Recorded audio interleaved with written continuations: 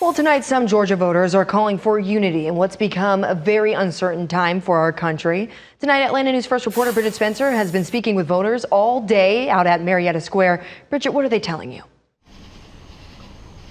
Well, there certainly were some mixed reactions to everything that's going on out here at the square today. We talked to people of many different backgrounds, all wondering what happens next.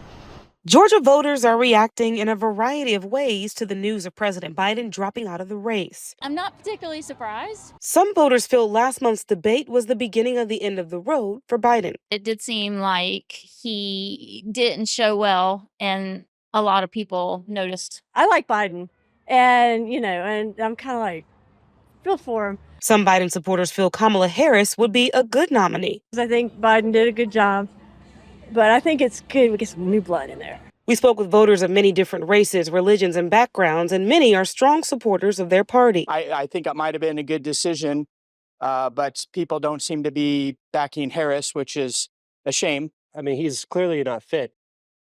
But if you're planning on winning the election, I don't see anybody else that can go up against Trump. While others are neutral. I am not a Trump supporter. I can't say that I'm also a Biden-Kamala supporter also. Some feel Trump has a good shot regardless of who the Democrats choose. I wish they would come up with a better platform. Maybe people could vote for them. I really feel sorry for the Democratic voters. I mean, their voice has now been taken away because we've had the primaries, and they are limited in options. As the Democrats and nation's future looms in limbo, many Americans are just hoping for one thing: harmony. I think just pray. Honestly, pray for our country and pray for some kind of unity.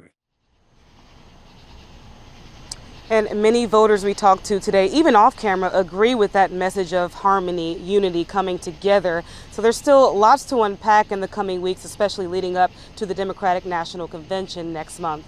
We're live in Marietta Square tonight. Bridget Spencer, Atlanta News First.